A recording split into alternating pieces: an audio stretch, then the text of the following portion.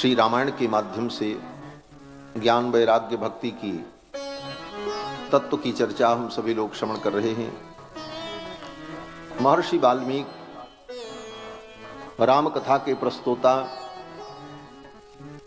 महर्षि वाल्मीकि की वाणी को सुनकर के किसे परम गति की प्राप्ति नहीं हो सकती। वाल्मीकेर मुनि सिंहस्य कविता वनचारिणः शृण्वन् राम कथानादम को न याति पराम गति।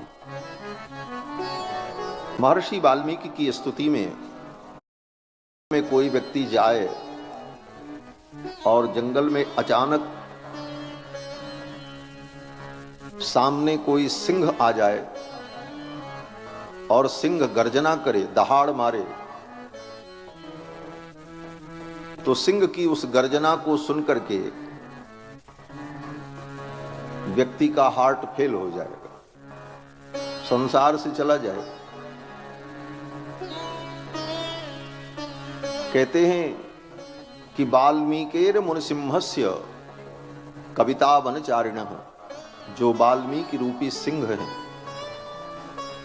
और ये किस जंगल में रहते हैं? बोले कविता वनचारिणः, कविता रूपी वन में, काव्य रूपी वन में विहरण करने वाले महर्षि वाल्मीकि आदि कवि। वाल्मीकेर मुनिसिंहस्य कविता वनचारिणः शृण्वन् राम कथानादम, इनकी राम कथा की जो गर्जना को सुनकर के कौन याति पराम गतिम, कौन ऐसा व्यक्ति होगा जो परम गति को प्राप्त नहीं करेगा। कौन याति पराम गतिम, ऐसे महर्षि वाल्मीकि जो ब्रह्मा के अवतार हैं। और महर्षि वाल्मीकि ने भगवान श्री राम के संपूर्ण चरित्र को ब्रह्मा जी के आशीर्वाद से, राम जी की कृपा से, संपूर्ण राम चरित्र को जिन्होंने अपनी दिव्य दृष्टि से देखा, हसितम भासितम चैव गतिर यावत् च चेष्टितम यावत् संप्रपश्यति, भगवान के संपूर्ण चरित्र को यथावत दिव्य दृष्टि से देखकर महर्षि वाल्मीकि ने लिखा। और वही महर्षि वाल्मीकि इस कलयुग में गोस्वामी तुलसीदास जी के रूप में प्रकट हुए। महर्षि वाल्मीकि ने विचार किया कि रामायण तो हमने लिख दी, लेकिन रामचरित हमने नहीं लिखा। यद्यपि रामायण ही रामचरित है, लेकिन जब रामायण की रचना की महर्षि वाल्मीकि ने, तो इसका एक नाम रखा रामचरित।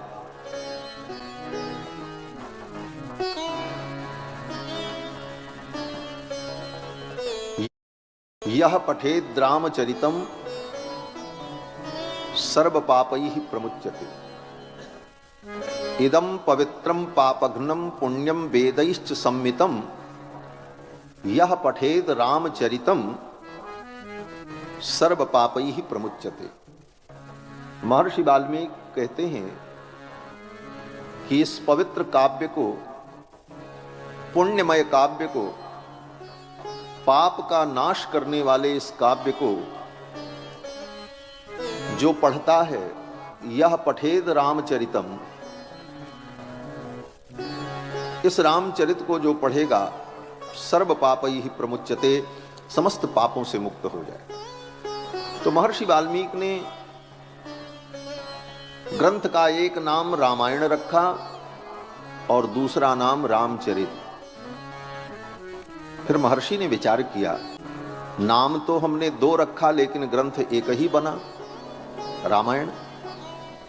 तब महर्षि वाल्मीकि ने इस कलयुग में गोस्वामी तुलसीदास जी के रूप में अवतार लेकर उन्हीं कथाओं को भाषा में लिख करके उसका नामकरण कर दिया रामचरित मानस।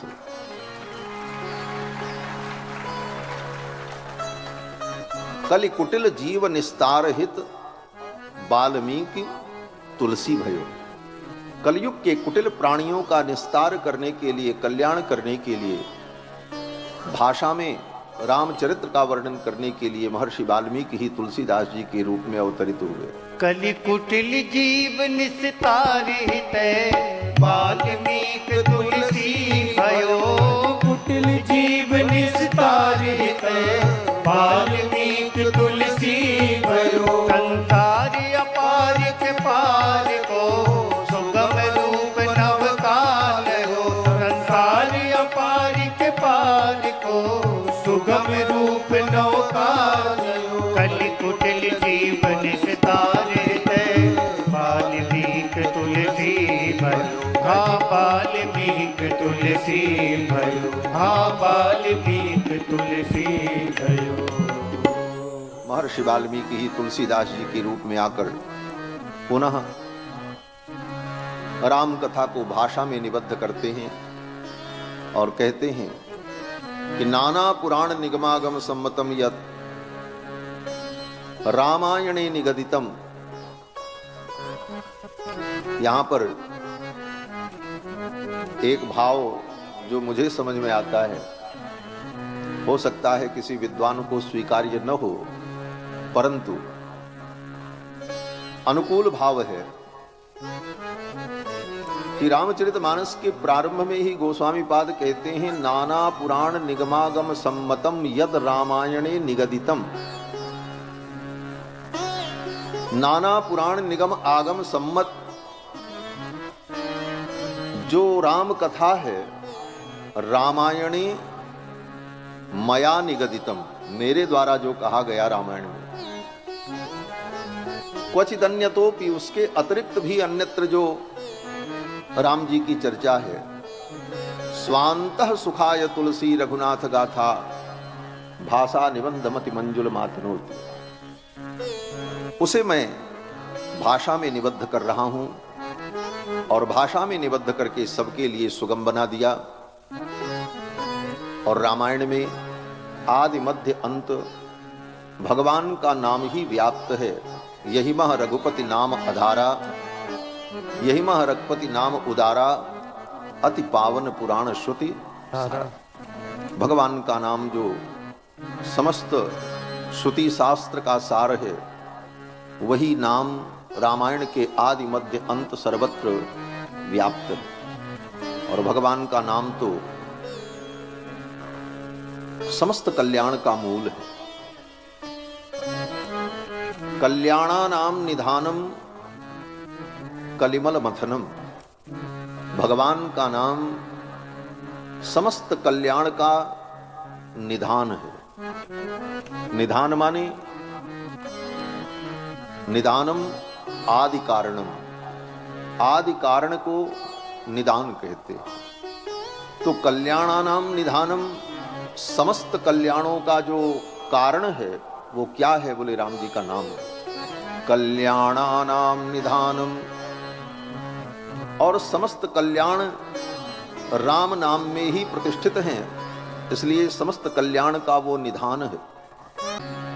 अपवित्रः पवित्रो वा सर्वावस्थांगतोपि वा यह स्मरेत पुंडरीकाक्षम सबाह्याभ्यंतरः शुचि। कोई पवित्र हो चाहे अपवित्र हो, अगर भगवान पुंडरीकाक्ष राजीव लोचन भगवान श्री रघुनंदन का स्मरण करता है तो सबाह्याभ्यंतर शुचि ही। कोई भी धर्म करने चलो तो पहले भगवान का ही नाम लेना पड़ता है। कोई भी कर्म अनुष्ठान करो तो सबसे पहले संकल्प करना पड़ता है, और संकल्प में सबसे पहले भगवान का नाम लेना पड़ता है।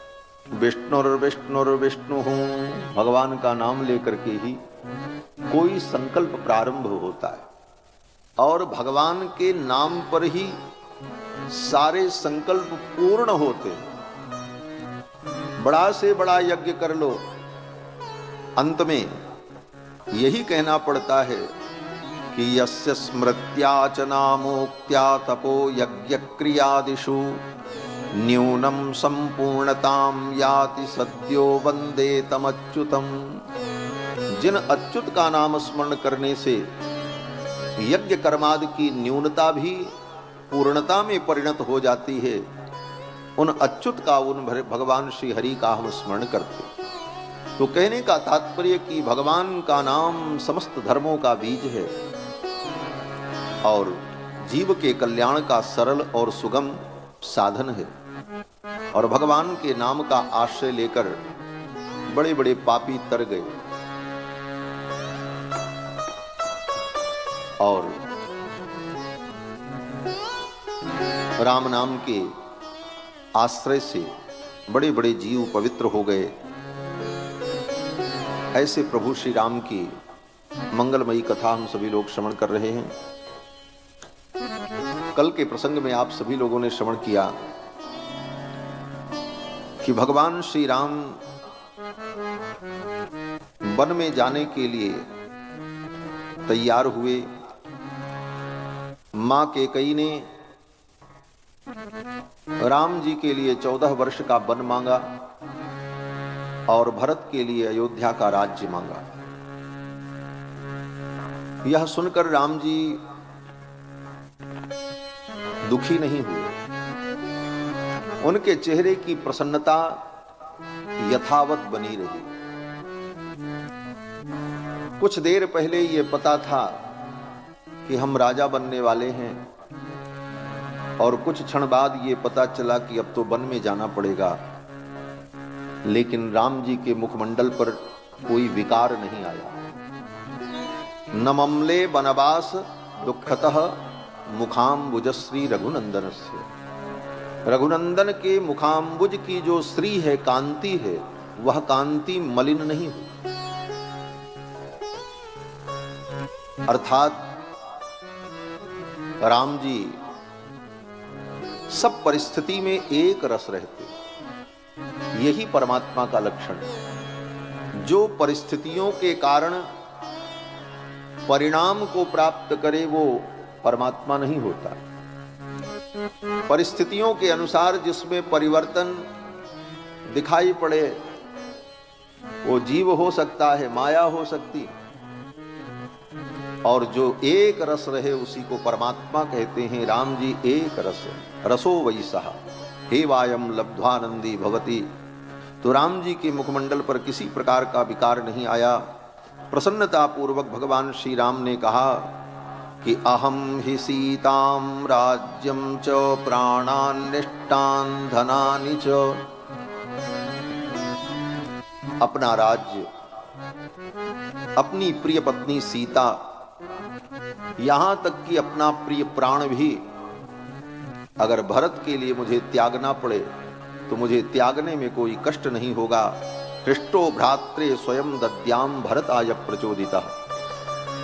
भरत के लिए मैं प्रसन्नता पूर्वक सब कुछ त्याग दूंगा और मेरा भरत राजा बने, इससे अच्छी बात और क्या हो सकती। और ये कहते हुए भगवान श्री राम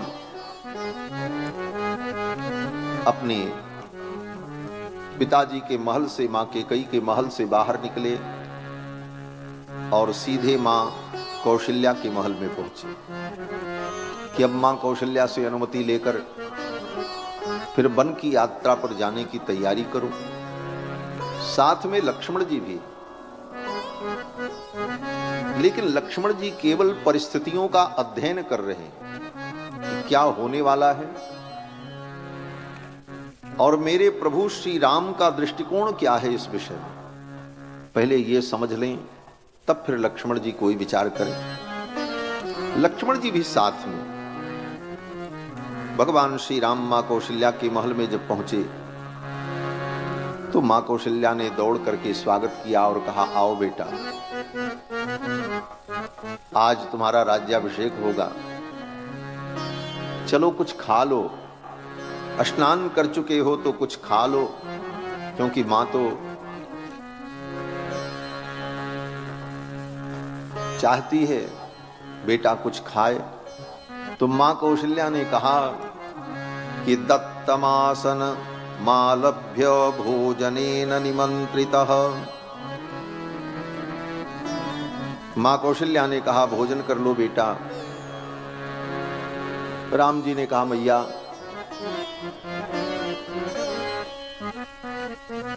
मां कौशल्या ने कहा, तात जाऊं बलि बेग नहाऊ, जो मन भाव मधुर कछ खाओ। तात जाऊं बलि बेग नहाहू, जो मन भाव मधुर कछु खाओ। तात जाऊं बलि बेग नहाहू, जो मन भाव मधुर कछु खाओ। ते तो समीप तब जाए हो भैया, भई बड़ भारी जाए बल मैया। ये तो समीप तब जाए हो भैया, भई बड़ भार जाए बल मैया। आते जाऊं बलि। मैया ने कहा, राम कुछ खा लो। राम जी ने कहा, माँ अभी मुझे कुछ नहीं खाना है, मैं तो आपको प्रणाम करने आया हूं विदा होने के लिए। माँ कौशल्या ने कहा, कहां विदा होने के लिए, क्या बात है। भगवान श्री राम ने सारी घटना माँ कौशल्या को बताई। राम जी के वनवास का समाचार सुनते ही माँ कौशल्या भूमि पर गिर पड़ी और मूर्छित हो गई। महर्षि वाल्मीकि कहते हैं कि सा निकृत्येव सालस्य यष्टि परशुना बने, पपात सहसा देवी देवतेव दिवश्च्युता। जैसे वृक्ष की डाली को काट दिया जाए और कटते ही वो डाली भूमि पर गिर पड़ती है, उसी प्रकार माँ कौशल्या यह समाचार सुनते ही भूमि पर गिर पड़ी। कुछ देर बाद माँ कौशल्या को जब चेतना आई तो माँ कौशल्या ने कहा, राम मैं मर क्यों नहीं गई, यही दिन देखने के लिए मैं जी रही थी। विधाता ने मुझे क्यों जीवित रखा। ममैव नूनम मरणम न विद्यते, न चावकाशोस्ति यमक्षये मम। जमराज के यहां मेरे लिए कोई जगह नहीं, मुझे तो मर जाना चाहिए था। यदंत कोद्यैव न माम जिहीर्षति, प्रसह्य सिंहो रुदती मृगीमिव। माँ कौशल्या रोती हुई कहने लगी, राम अगर तुम वन में जाओगे तो मैं भी तुम्हारे साथ चलूं। किस प्रकार से? माँ कौशल्या कहती हैं कि अनुव्रजिष्यामि वनम त्वयैव गौः, सुदुर्बला वत्समिवाभिकांक्षया। जैसे गाय कितनी भी दुर्बल हो, लेकिन उसका बछड़ा अगर कहीं जाने लग जाए तो वह दुर्बल गाय भले चल न पाती हो, लेकिन वो अपने बछड़े के पीछे ही चलती है, अपने बछड़े के पीछे पीछे वो चल पड़ती है। उसी प्रकार हे राम, मैं भले वृद्धा हूं, लेकिन तुम्हारी इस वन यात्रा में मैं भी तुम्हारे साथ चलूं। मां कौशल्या के इस विलाप को देखकर लक्ष्मण जी से रहा नहीं गया। लक्ष्मण जी का धैर्य टूट गया। लक्ष्मण जी ने कहा, भैया बस अब मुझसे नहीं देखा जाता और कुछ नहीं, आप वन में नहीं जाएंगे और न मां कौशल्या को कहीं जाने की जरूरत पड़ेगी। मैं देखता हूं आपके राज्याभिषेक को कौन रोक सकता है। आपका राज्याभिषेक होगा और जो व्यक्ति आपके राज्याभिषेक के विरोध में मेरे सम्मुख आएगा उसे मैं मार डालूंगा। लक्ष्मण जी कहते हैं कि निर्मनुष्यामिमां सर्वाम अयोध्याम मनुजर्षभ।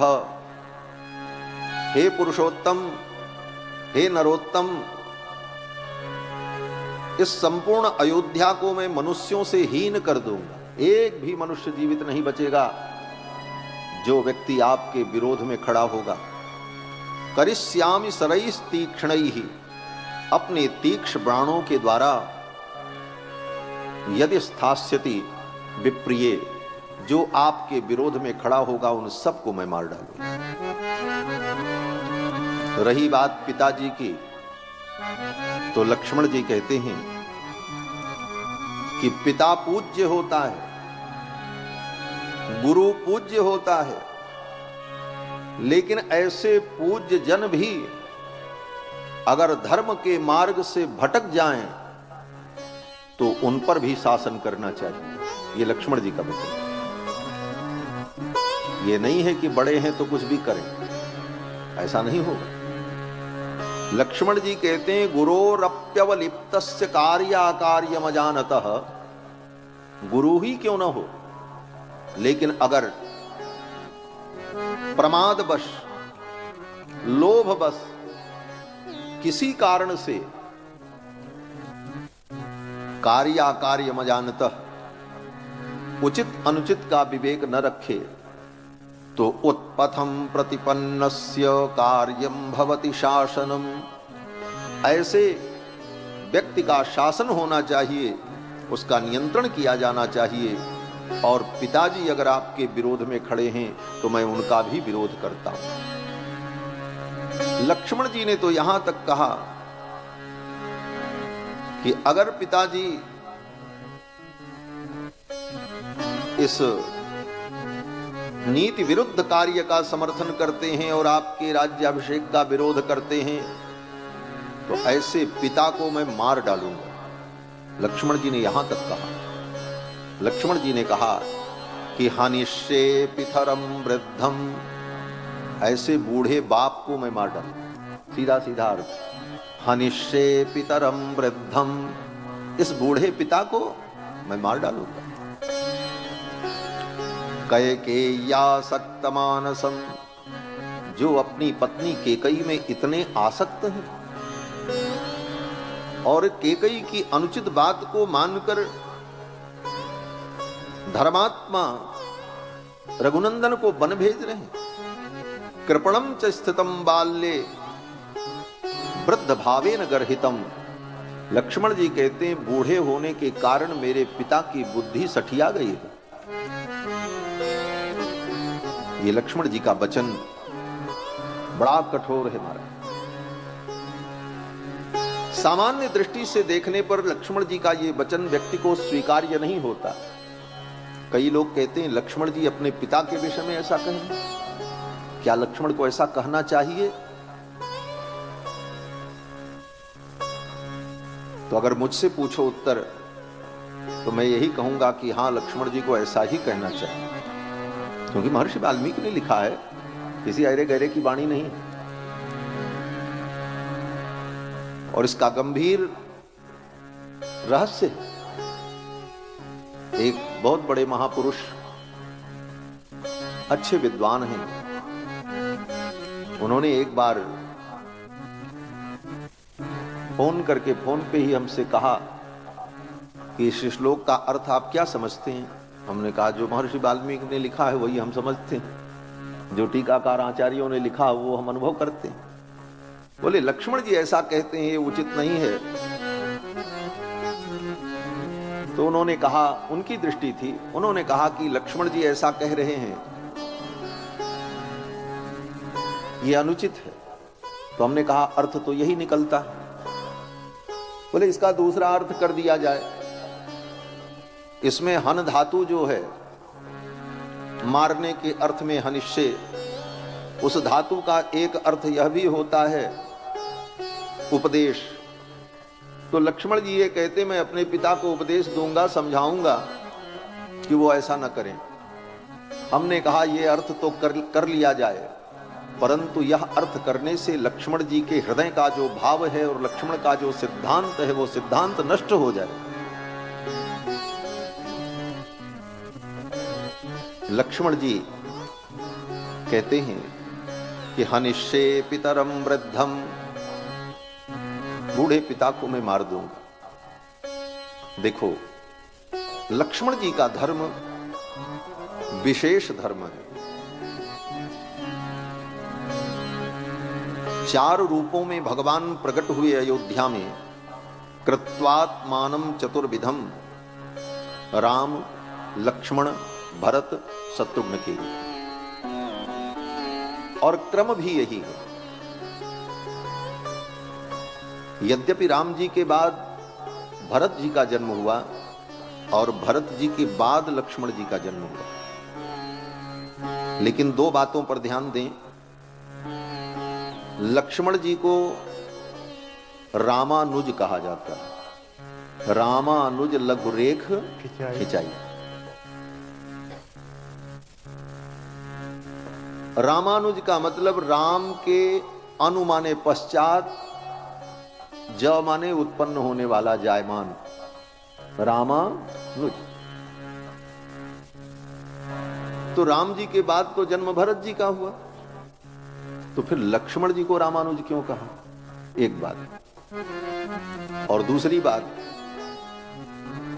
जब चारों भाइयों का नाम लिया जाता है तो उसमें भरत का पहले नहीं, पहले लक्ष्मण जी का नाम लिया जाता है। राम, लक्ष्मण, भरत, शत्रुघ्न।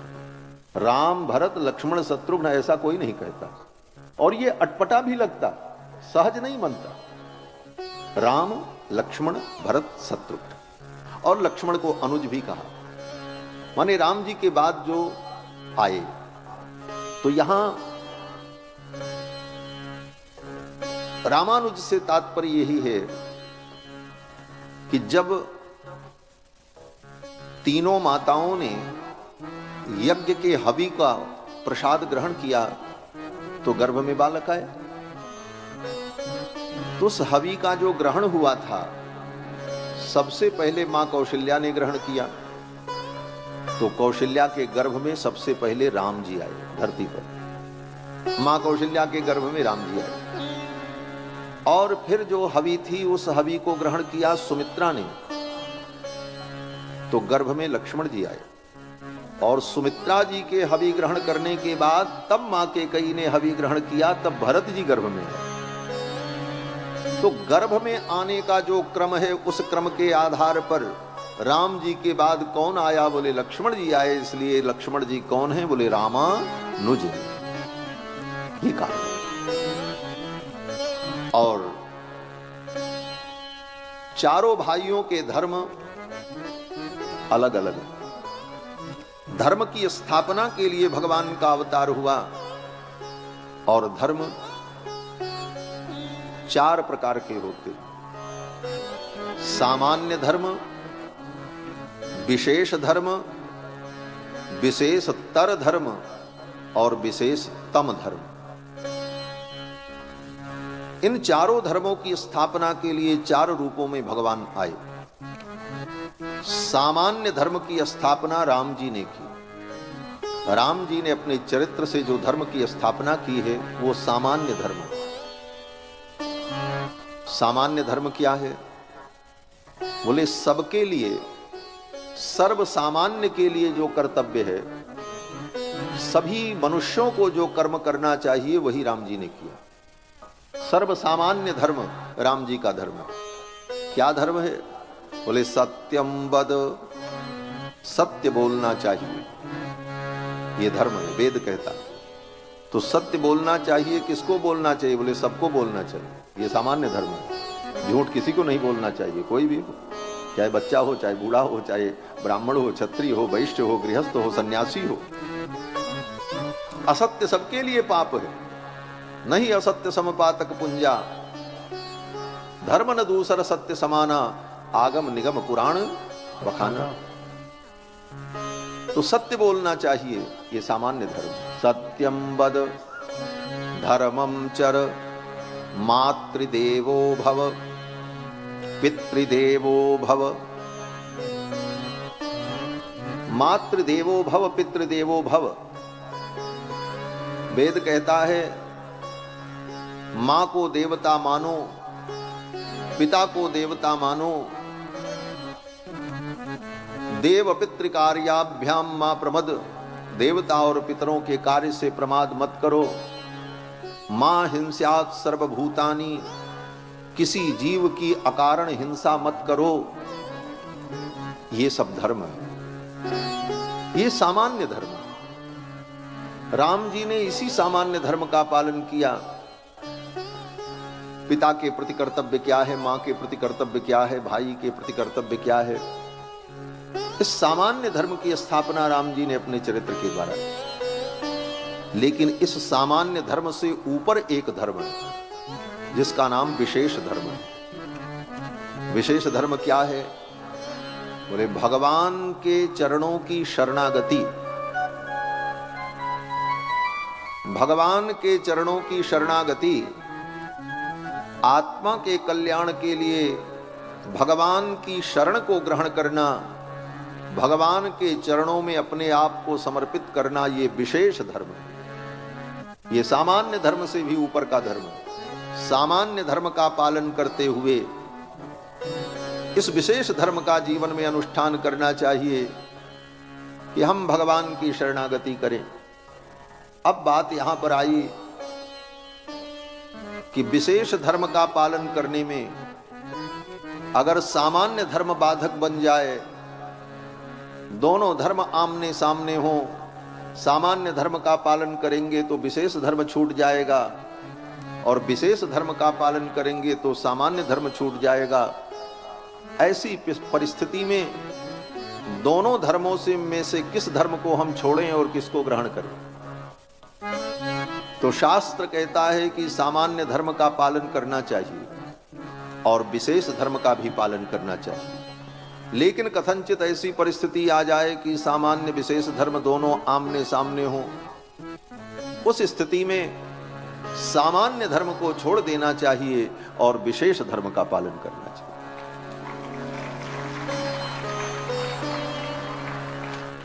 मातृदेवो भव पितृदेवो भव, ये सामान्य धर्म है। माता को देवता के समान समझो, पिता को देवता के समान समझो, और भगवान माता पिता सब कुछ हैं। तुमेव माता च पिता तुमेव बंधुश्च गुरुस् तुमेव, ये विशेष धर्म है। ये विशेष धर्म है। इस विशेष धर्म के पालन में अगर वो सामान्य धर्म बाधक बन जाए, तो ऐसी स्थिति में उस सामान्य धर्म को छोड़ देना चाहिए। लक्ष्मण जी ने यही किया। लक्ष्मण जी माता पिता की भी सेवा करते हैं, आज्ञा का पालन करते हैं, माता पिता के चरणों में वंदन करते हैं। लेकिन विशेष धर्म जो है कि भगवान ही माता पिता सर्वस्व हैं, तुमेव माता च पिता तुमेव बंधुश्च गुरुस् तुमेव, उस धर्म के पालन में जब बाधा दिखाई पड़ी, तब लक्ष्मण जी ने कहा मैं किसी माता पिता गुरु को नहीं जानता हूं। गुरु पितु मात न जाने काहू, गुरु पितु मात न जाने काहू, कहूँ स्वभाव नाथ पतियाऊ, कहूँ स्वभाव नाथ पतियाऊ, कहूँ स्वभाव नाथ पतियाऊ। लक्ष्मण जी कहते हैं गुरु पितु मात न जानो काहू, कहूँ स्वभाव नाथ पतियाऊ। मैं किसी माता पिता गुरु को नहीं जानता हूं। ये विशेष धर्म, और इस विशेष धर्म के पालन के कारण लक्ष्मण जी कहते हैं हनिष्ये पितरम वृद्धम कैकेय्यासक्त मानसम। अगर पिताजी वंदनीय हैं, पूजनीय हैं, लेकिन कब तक? बोले जब तक परम पिता के अनुकूल है। और अगर वे राम जी के विरुद्ध खड़े होते हैं तो ऐसे पिता को भी मैं मार डालूंगा। सामान्य धर्म को लक्ष्मण जी ने छोड़ दिया। इसी को गोस्वामी तुलसीदास जी महाराज विनय पत्रिका में कहते हैं, जाके प्रिय न राम वैदेही तजिए ताहि, बस तजिए ताहि कोटि बैरी सम, यद्यपि परम स्नेही जाके प्रिय न राम वैदेही। जाके प्रिय न राम वैदेही, जाके प्रिय न राम वैदेही, तजिए ताहि कोटि बैरी सम, तजिए ताहि कोटि बैरी सम, यद्यपि परम यद्यपि परम स्नेही, जाके प्रिय न राम वैदेही, जाके प्रिय न राम वैदेही। तजो पिता प्रहलाद विभीषण, आदि विभीषण बंधु भरत महतारी हो, बंधु भरत महतारी। बलि गुरु तजो कंत ब्रज बनी कनि, बलि गुरु तजो कंत ब्रज बनी तनि, भय मुद मंगलकारी हो, भय मुद मंगलकारी। या के प्रिय राम बैदेही, जाके प्रिय राम बैदेही। गोस्वामी पाद कहते हैं, जाके प्रिय न राम बैदेही, तजिए ताहि कोटि बैरी सब। वो करोड़ों शत्रु से भी ज्यादा खतरनाक, तजिए ताहि कोटि बैरी सब। यद्यपि परम स्नेही, भले वो स्नेही ही क्यों न हो। बोले महाराज, पिता बहुत स्नेही होता है, पिता पालन पोषण करता है। कहते हैं पिता भी अगर भगवान के विरुद्ध हों तो छोड़ देने में कोई आपत्ति नहीं है। क्यों? बोले पिता तजो प्रहलाद, उदाहरण दे दिया, पिता तजो प्रहलाद। विभीषण बंधु, विभीषण ने अपने बड़े भाई को त्याग दिया। भरत महतारी, भरत ने अपनी मां को त्याग दिया। बलि गुरु तजेऊ, राजा बलि ने अपने गुरु को भी छोड़ दिया। वामन भगवान जब आए राजा बलि के द्वार पर, राजा बलि ने उठ करके स्वागत किया। किसी ने कहा विभावसु आए हैं, किसी ने कहा महर्षियों की तपस्या ही मूर्तिमान होकर के आ गई है, किसी ने कहा भगवान सनत कुमार आ रहे हैं। लेकिन शुक्राचार्य पहचान गए। शुक्राचार्य जी ने कहा कि ये भगवान विष्णु हैं और कपट रूप धारण करके आ रहे हैं। विष्णु कपट पंडितः, कपट पंडित भगवान विष्णु आ रहे हैं। देवानाम कार्य साधकः, देवताओं के कार्य का साधन करने के लिए आ रहे हैं। इसलिए राजन, इनकी बात मत मानना, इनके चक्कर में मत पड़ना। ये शुक्राचार्य जी ने राजा बलि को कहा। राजा बलि ने अपने गुरु की बात नहीं मानी, स्वागत किया भगवान का। स्वागतम ते नमस्तुभ्यं ब्रह्मन् किम करवाम ते। हे प्रभु, आपका स्वागत है, मैं आपकी क्या सेवा करूं। शुक्राचार्य ने कहा मैं तुम्हारा गुरु हूं, मेरी बात मानो। राजा बलि ने कहा गुरु जी, आज तो हम आपकी बात नहीं मानने वाले हैं। भगवान मेरे द्वार पर आए हैं, मैं तो उनका स्वागत करूंगा। शुक्राचार्य जी ने कहा मैं शाप दे दूंगा। राजा बलि ने कहा कुछ भी आप करें, हम भगवान का स्वागत करेंगे। शुक्राचार्य ने शाप दे दिया, जाओ तुम्हारा राज्य भ्रष्ट हो जाए, तुम्हारे राज्य श्री चली जाए। शाप स्वीकार कर लिया, लेकिन भगवान के विरुद्ध अपने गुरु की बात भी नहीं सुनी। यह विशेष धर्म है, ये आत्मा के उत्थान का धर्म है, आत्मा के कल्याण का परम धर्म है। लक्ष्मण जी इस विशेष धर्म का पालन करते हैं, इसलिए लक्ष्मण जी महाराज ने ऐसा कहा। तो राम जी का धर्म सामान्य धर्म है, लक्ष्मण जी का धर्म विशेष धर्म है, और भरत जी का धर्म विशेषतर धर्म है। विशेषतर धर्म क्या है?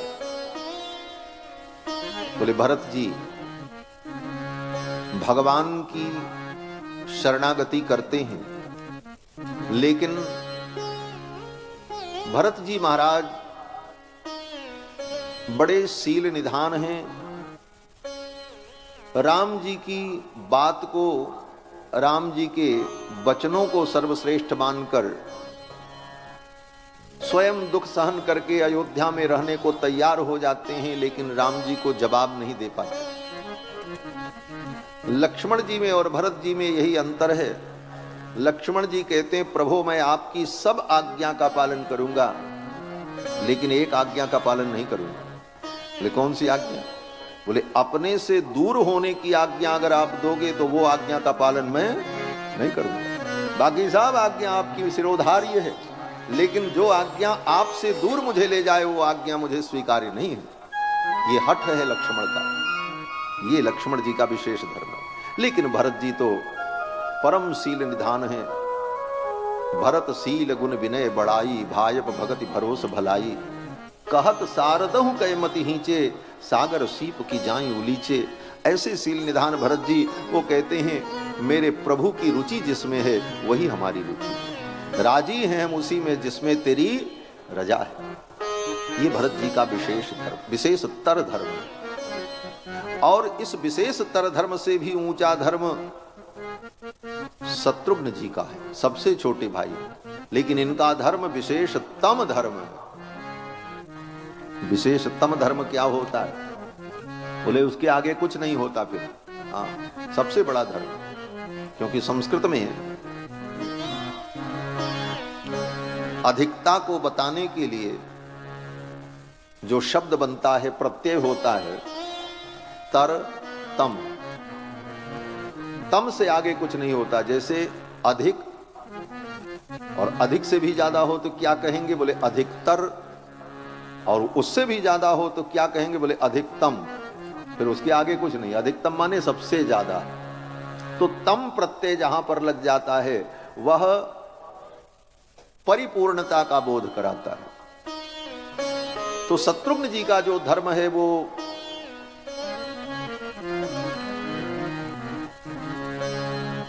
विशेषतम धर्म है। विशेषतम धर्म क्या है? बोले इसमें विशेष तो जुड़ा है, लेकिन विशेष के साथ तम लगा है, विशेषतम धर्म। जो धर्म लक्ष्मण जी का है विशेष धर्म, भगवान की शरणागति आत्म कल्याण के लिए, वही धर्म भरत जी का भी है, लेकिन उसमें थोड़ा अंतर है, इसलिए वो विशेषतर हो गया। और उससे भी बढ़कर शत्रुघ्न जी का है, इसलिए वो विशेषतम हो गया। शत्रुघ्न जी भी भगवान के चरणों की भक्ति करते, भगवान के प्रति समर्पित हैं, भगवान की आज्ञा का पालन करते हैं, लेकिन शत्रुघ्न जी की दृष्टि में भगवान से भी बढ़कर भगवान के भक्तों का महत्व है। इसलिए शत्रुघ्न जी भगवान को छोड़कर भगवान के भक्त भरत के चरणों का आश्रय लेते हैं। ये विशेषतम धर्म है, इससे बड़ा कोई धर्म नहीं। और इस धर्म में कहते हैं भगवान के चरणों की भक्ति करो तो कल्याण होगा। भगवान के चरणों की भक्ति से कल्याण होगा, ये तो निश्चित है, लेकिन कथनचित भगवान के चरणों की भक्ति करने पर भी कल्याण न हो, संदेह हो सकता है। आचार्यों ने कहा कि सिद्धिर्भवति वानेति संशयोच्युत सेविनाम। भगवान अच्युत की भक्ति की जाए, सिद्धि की प्राप्ति होगी, बोले उसमें संदेह हो सकता है, लेकिन न संशयोस्ति तद भक्त परिचर्यारतात्मनाम। जो भगवान के भक्तों की भक्ति करता है उसकी सिद्धि में संदेह नहीं होता। भगवान की भक्ति करो,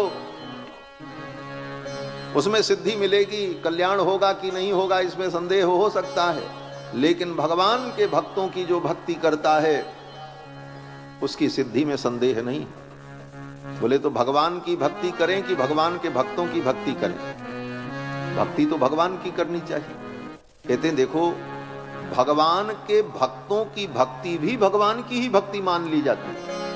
आप भगवान के भक्तों के प्रति श्रद्धावान हैं, भगवान के भक्तों की भक्ति आपके अंदर है, तो वह भी भगवान की ही भक्ति मानी जाती है। स्वयं भगवान कहते हैं ये सातवीं भक्ति है। सबरी मैया को जब भक्ति का उपदेश दिया तो भगवान कहते हैं सातवीं भक्ति क्या है? सातों सम मोहिमय जग देखा और मोते अधिक संत करी लेखा।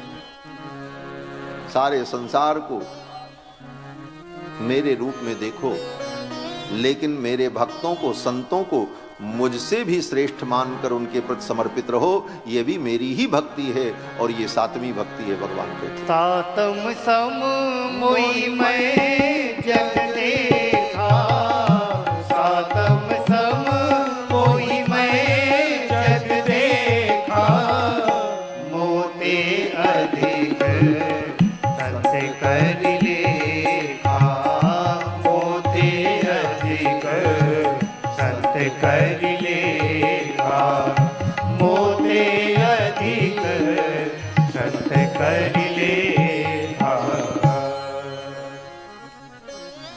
इसको हमारे आचार्यों ने भागवत शेषत्व कहा।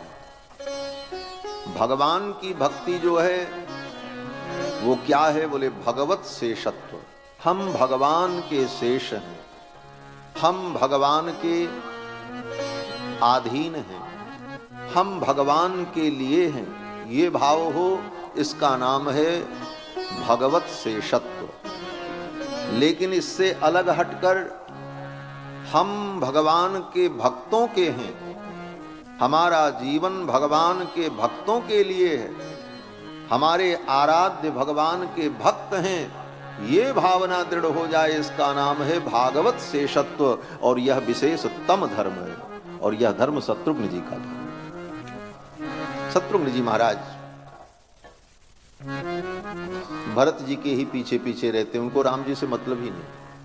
राम जी से उनकी कोई विशेष बहुत वार्ता होती हो, ऐसी भी कोई चर्चा नहीं आती। बस समय समय पर राम जी का आदर सम्मान करते हैं, प्रणाम करते हैं, सेवा भी कर देते हैं। लेकिन शत्रुघ्न जी महाराज की रुचि, समर्पण भैया भरत के चरणों, ये विशेषतम धर्म है। तो भगवान के भक्तों के प्रति हमारी निष्ठा हो, यह विशेषतम धर्म है।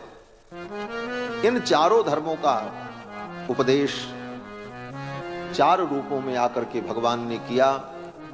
श्री राम के रूप में सामान्य धर्म का उपदेश, लक्ष्मण के रूप में आकर विशेष धर्म का उपदेश, भरत के रूप में आकर विशेषतर धर्म का उपदेश, और शत्रुघ्न के रूप में आकर के विशेषतम धर्म का उपदेश। तो लक्ष्मण जी ने जो यहां पर कहा अपने पिता को, इसी कारण से कहा। लक्ष्मण जी ने कहा, भैया आपके राज्याभिषेक को कोई रोक नहीं सकता, जो आपके विरुद्ध खड़ा होगा उन सबको मैं मार दूंगा। लक्ष्मण जी के इन वचनों को सुनकर भगवान श्री राम ने कहा, लक्ष्मण मैं जानता हूं, लेकिन ये सब करने की आवश्यकता नहीं। क्यों? प्रभु श्री राम कहते हैं, लक्ष्मण मेरा प्रारब्ध यही है, मुझे वन में जाना। यद्यपि भगवान प्रारब्ध और कर्म के अधीन नहीं होते,